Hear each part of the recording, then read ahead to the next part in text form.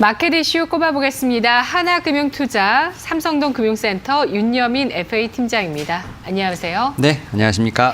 네, 오늘 올해 엔터주들 과연 투자 심리 회복이 이루어질 수 있을지 판단 들어보겠습니다. 어떻습니까? 일단 중국의 한한령 해제에 대한 부분이 상당히 좀 크지 않을까 판단을 하고 있는데요. 특히 지난해 일명 버닝썬 사태라든지 한일 관계 악화 등으로 좀 상당히 좋지 않았던 모습을 좀 보여줬었는데요.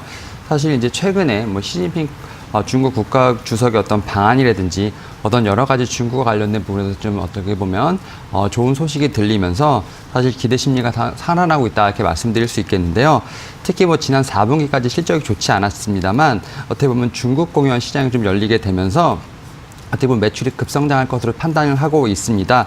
특히 이제 빅뱅이라든지 방탄소년단 등 어떤 한류 스타들의 이제 속속들이 컴백을 하는 부분이 있고요. 특히 이제 또 중국 시장에 열리게 되면 엔터 중에 가장 대표적인 종목이죠. SM 같은 경우 이제 아티스트가 상당히 많기 때문에 중국 관련된 매출이 상당히 기대가 되고 있는 상황입니다. 하지만 이번 주는 상당히 좀 엔터주들도 힘을 못 받고 있는 상황입니다. 아무래도 이제 우한 폐렴이 지금 원인이라 판단이 되고 있는데요. 일단 과거의 메르스를 통해서도 알겠지만 어떻게 보면 이런 어떤 질병 같은 경우는 장기적 추세로서 지속되는 것이 아니기 때문에 오히려 지금 현재 상황에서는 어떻게 보면 분할 매수 관점으로 접근을 해도 좋지 않을까 판단하고 있습니다. 네. 다음 이슈는 반도체주입니다. 지난해 하반기부터 시세를 내기 시작했었던 반도체주, 올해까지 상승세를 꾸준하게 이어갈 수 있을까요? 일단 아무래도 상반기까지는 그 흐름이 좀 이어가지 않을까 판단을 하고 있는데요.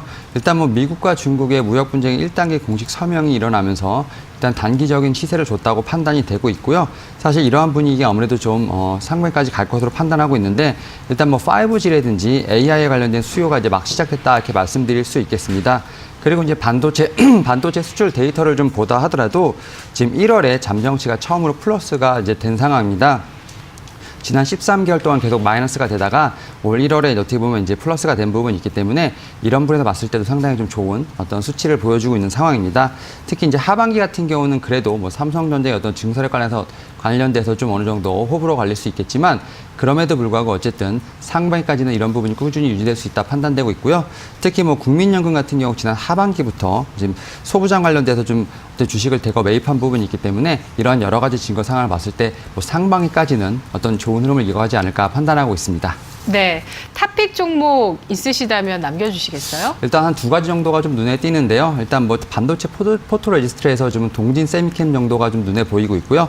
그 다음에 이제 반도체 및 디스플레이 장비로 해서 KC텍 정도 한 이 두 가지 종목 한번 눈여겨보시면 좋을 것 같습니다. 네, 알겠습니다. 오늘 분석 여기까지입니다. 잘 들었습니다. 네, 감사합니다.